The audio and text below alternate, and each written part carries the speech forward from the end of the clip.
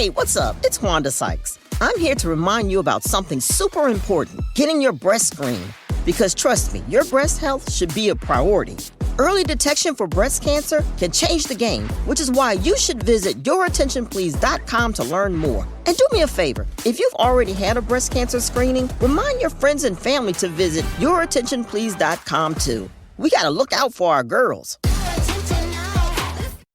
¿Hablas español? Sprichst du Deutsch? Kan du norsk? If you've heard that sound from Babbel before, I bet you do. Babbel is the science-backed language learning app that actually works. With quick 10-minute lessons handcrafted by over 200 language experts, Babbel gets you on your way to speaking a new language in just a few weeks. With over 16 million subscriptions sold and a 20-day money-back guarantee, just start speaking another language with Babbel. Right now, up to 55% off your Babbel subscription at babbel.com/Spotify podcast. Spelled BABBEL.com/Spotify podcast. Rules and restrictions may apply.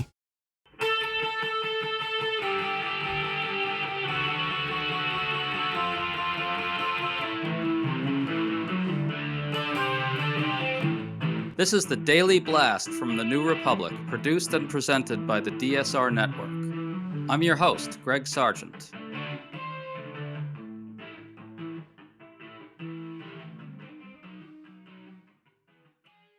We suddenly have a lot of bad news for Elon Musk on our hands. A striking new federal court ruling just ordered the Trump administration to reinstate thousands of federal workers in their jobs, a big blow to Musk's so-called Department of Government Efficiency. Meanwhile, 2 new polls show approval of Musk absolutely cratering, and critically, the polls show large majorities have turned against Musk's core mission of gutting the government. So what if the public mobilization against Musk and Tesla is really working? Today we're talking about this question with Paul Waldman, who has a good new piece on his Substack, The Cross Section, arguing that the public campaign against Tesla is actually good for our country. Great to have you back on, Paul. Thanks. So a federal district judge in California just ruled that the Trump administration must reinstate thousands of workers across 6 federal agencies, finding that their terminations were done improperly. This impacts Treasury, Veterans Affairs, Agriculture, Defense, Energy, and Interior departments. The key thing about the ruling is that the judge found that the firings were in bad faith. The cover story was that this was poor performance by all these workers. The judge slammed this as a sham. This is exactly what the municipal unions bringing the lawsuit argued. It's a sham. Paul, this really goes to the impudence, the audacity of these firings. Your thoughts on it? Yeah, and it does harken back to what happened in Trump's first term, where one of the things that was characteristic of a lot of the court cases where Trump's moves got struck down was that over and over judges, up to and including the Supreme Court, told the Trump administration that they were being sloppy and dishonest in their court filings and the way they went about things. This is what happened in the case when they tried to add a citizenship question to the U.S. Census, that the Supreme Court basically said, you're being dishonest about what the purpose of this was. And we saw that in this ruling, too. The Office of Personnel Management basically told these agencies to fire all these workers and to do it with the phony rationale that it was because of their performance. And then they got into court, and the Trump administration said, well, the Office of Personnel Management wasn't actually ordering it. They were just giving advice to the agencies, and the agencies did it. And they said that the acting director of the OPM could not come in for cross-examination, even though he signed a statement that said that this was what was actually going on. And the judge basically told them that they were lying to him. And it's one thing that's characteristic of courts, whether you're talking about Republican appointee judges or Democratic appointee judges, they really don't like it when the parties involved come in and lie to them. And so you could tell how angry this judge was. You know, this gets at a broader thing, which is this constant bad faith effort to shift around who's doing what. First, Musk is in charge of these firings, Trump himself tells us. Then when they figure out that that just might be unconstitutional, they say, oh, he's just, he's advisory, he's not running DOGE. And then they constantly contradict each other on these questions of who's doing the firing at even these lower levels, right? And in some cases, it's just that they're impatient, that they could get rid of a lot of these employees if they do what's called a reduction in force. where you eliminate positions, and then there's a whole process involved, and the people who are being their positions are being eliminated. They may have the opportunity to get different jobs in the government, but there is a law that governs how that's supposed to take place. There were a lot of reductions in force when the Clinton administration did its whole reinventing government thing, but it's just not good enough for them. They want to do it fast. They want to have that kind of, move fast and break things, and this sort of shock and awe. And it goes along with vilifying the federal workforce. And I think that that's one of the things that I hope is coming out of this. Even if many of those people's jobs can't be saved, and it is a tragedy, we could be talking about hundreds of thousands of people who lose their jobs, that I think the American people are getting a kind of an education in all the different things that government does. Republicans want to convince people that it's this sort of cliched version of what a federal worker is, that it's just some pencil-pushing person. Trump said just the other day when he was asked about the firings that, these people, they're not even coming to work.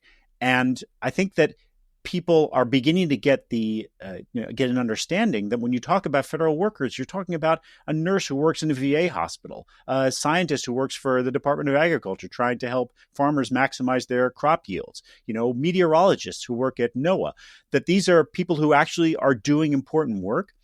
And so a lot of what the PR aspect of what they're doing is to try to say that these people don't matter, that they're incompetent, and that it's okay to just fire them en masse. Exactly. Speaking of the public getting educated about this, we have two new polls to talk about. The new Quinnipiac poll finds that only 36% of voters approve of how Musk and DOGE are dealing with federal workers. 60% disapprove.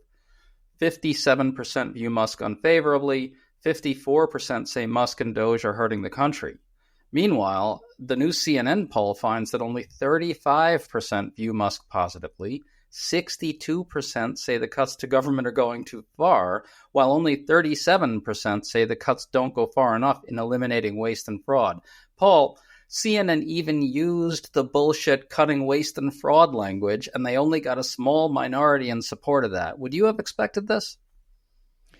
Maybe not, but I think the lesson is that it harkens back to an old political science finding that people are ideological conservatives but operational liberals. And what that means is that in the abstract, if you ask them, do you think government should be smaller? Most people will say yes. But when you get to the things that government actually does, it turns out they want the government to do more of everything. And so what happens in a situation like this is people are kind of getting kind of an extended look at what the government does. And so it's one thing for Musk to come in and say, we're going to find all this in inefficiency and waste, fraud, and abuse. And that sounds good. But then when you actually see what's happening and you see the services that are being withdrawn and people start hearing, maybe there's not going to be anybody cleaning the bathrooms at national parks, and all the details start to come out over an extended period, which is what we have now, all of a sudden, people say, wait, maybe this isn't so great after all. And I don't want these cuts to happen. I want to highlight another number from the CNN poll that really confirms what you're saying and adds a dimension to it. 55% say Trump's cuts to federal programs will do economic harm. This is welcome news. The whole cover story for these types of cuts is always, in addition to what you said, that federal workers are vermin that should be stamped out en masse or whatever. The other story is cutting government will allow the economy to roar forth. People like you and me really struggle to get across the idea that cutting government hurts the economy. So I got to think having a thoroughly repulsive figure like Musk hacking away at the government with a machete has got a hidden upside. It's persuading people to like the government, and also with Trump fucking up the economy so visibly, maybe people are starting to realize that cutting government is bad economically as well. What do you think? Yeah, and I think the circumstance and the confluence of a couple of different factors enables that argument to resonate with people because there is so much uncertainty right now. I'll bet you, I don't know if there are any polls to this effect, but I would imagine that 6 months ago, if you took a poll and asked people how tariffs work, a lot of them would have said, because they heard Donald Trump say it, that, other countries pay the tariffs. But they don't think that anymore. They've been exposed to a bunch of news about it. There's been lots of media coverage about how the tariffs are hurting the American economy and will hurt the American economy if they go into full force. And you have things just like the price of eggs going up. And then you have these stories of all these job losses. And I think that's beginning to register with people that this is at a volume that really could affect the economy. If you throw 200,000 government workers out of their jobs, and people are seeing that in their own communities. It turns out that, these workers are distributed all over the country, and people are seeing people that they know maybe lose their jobs or have their jobs threatened. And so all of these economic stories are all coming together. And if you're even marginally attentive to the news, you're seeing lots and lots of stories about how uncertain everything is and people's worries about the economy and risks that we could be plunging into a recession. And all of a sudden, it doesn't sound so much like kicking a bunch of people who work for the government out of work is a great idea. So it's that kind of confluence of factors and the timing that is making that make more sense to people. Spring is finally here. For us in DC, that means cherry blossoms, warmer weather, and more nonsense from the administration. To stay up to date on all the news that you need to know, there's no better place than the DSR network. And there's no better way to enjoy the DSR network than to become a member. Members enjoy an ad-free listening experience, access to our Discord community, exclusive content, and more. Use code DSR2025 for a 40% discount on sign-up at thedsrnetwork.com/buy. That's code DSR2025 at thedsrnetwork.com/buy. Thank you, and enjoy the show.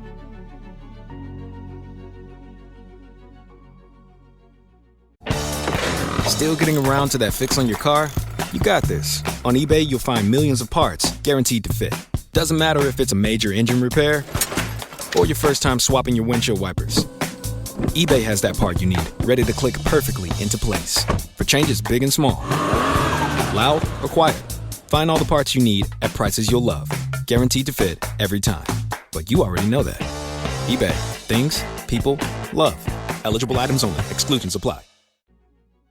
Yeah, and a lot of this has to do with the hubris of Musk and Trump as well. They just figure that their magical propaganda powers can just roll over anything in their path, and all of a sudden real live events are actually persuading people otherwise. I want to talk about your piece. You wrote about the boycotting of Tesla, and you got into how all these far-right figures like Sean Hannity and also some dude who occupies the Oval Office have now gone out and endorsed Tesla, instructing the MAGA masses to love it. This is creating a new culture war that puts Trump and Republicans in the awkward position of saying that Teslas are awesome while they do everything possible to roll back former President Biden's policies, facilitating the transition to electric vehicles. Can you talk about that a bit? Yeah, it was already happening, but I think that Trump is only accelerating it. And so you're seeing these protests outside of Tesla dealerships, even in some cases vandalism and people painting graffiti on the side of Teslas, especially the universally despised Cybertruck. And then what happens is the president and people like Sean Hannity decide, we have to come to Elon Musk's defense. And so Sean Hannity goes on his program and says he's buying a Tesla and it's a fantastic car. And that is only going to to polarize this Tesla as a kind of a vessel of identity. And it's important to understand that that's what cars are already. All of the consumer goods that we buy say something about us. And that's the way they're marketed to us, that if you buy this, this is what kind of person you can be. And the cars that's true of cars more so than any other consumer product. It's always about who you are if you buy a Prius or if you buy a Ford F-150. And what they are now convincing people of, even more than they were before, is that if you buy a Tesla, maybe that means you're kind of a right-wing jerk. And so this is also happening in this difficult policy context where, as part of the Inflation Reduction Act, there is up to a $7,500 tax credit for buying an EV. And we don't know yet whether that's going to survive. Now, you would think that would be in Elon Musk's interest to keep that tax credit there, because a lot of people use it when they buy Teslas. And you would think he would tell Trump, make sure that we don't let Congress take away that tax credit. But Musk has said that he thinks that if the tax credit disappears, it'll hurt his competitors more than it'll hurt him, and that people will still buy Teslas, but they won't buy electric cars that are made by Ford and GM and Hyundai and et cetera. And so this is a big unanswered question. We don't know what's going to happen to that tax credit. But what we do know is that everything the Trump administration is doing is an attempt to dismantle every single climate-related policy that the Biden administration passed. And this was one of the biggest. We just saw how Lee Zeldin, the EPA administrator, now says he's going to claw back $20 billion in funding that was supposed to go for community green projects like, upgrading homes and businesses to be more energy efficient and things like that. We don't know how that's going to turn out, whether he can legally do that, but they're trying to. They're trying to kill anything that has the word climate in it. And this may be one of the casualties too. But I don't think, even though taking away that tax credit could definitely hurt EV sales, the trajectory is still upward for EV adoption. And that's not something Trump is going to be able to stop. Absolutely not. He really won't be able to, and he really wants to as well. Let's talk about the ruling a little more. It's not a guarantee of good news long term. There's still a pretty good chance that a fair amount of these workers could lose their jobs. Do you want to talk about that element of it? Yeah, so this judge said that the way that they went about firing all these people was basically fraudulent, that they sent them all letters and said, we're firing you because of poor performance. And in fact, for almost all of them, their performance was good, and they have the documentation to prove it. And so that was on false pretenses. So even if they're going to be rehired, however, the Trump administration can probably still get rid of a great many of them. They're going after probationary employees precisely because they do not have as many civil service protections as people who are not probationary. Now, what that means is that usually that you've been in your job for less than a year, but it also applies to people who have gotten promoted and are in the first year after a promotion. So they may have worked for the federal government for 20 years, but they just got a promotion and now they're probationary again for another year, and they don't have as many protections and they could be fired. The administration is already planning to do widespread reductions in force, which allow them to eliminate entire positions. And it's a little more cumbersome bureaucratically to do that. There are rules they have to follow, and they may have to give a lot of those employees the opportunity to apply for other jobs. And there's an appeals process, and it just can't be as quick, but it's probably going to allow them to eliminate a lot of those positions and in the end achieve something like the same number of job cuts from the federal government that they're trying to do kind of all in one fell swoop. Right. Although it's going to take them a long time to get this done. A lot of this is going to face litigation. Anything that slows these guys down is a positive. I want to point to another positive thing about the ruling. One of the core questions right now is whether Musk and Trump can successfully usurp entirely Congress's role in allocating government funding for the federal workforce. Now, obviously, as you're pointing out, the executive branch and agency heads do have some say over the makeup of their workforces, but the control is not unlimited. Congress has circumscribed it. And that, to me, is what the ruling confirms.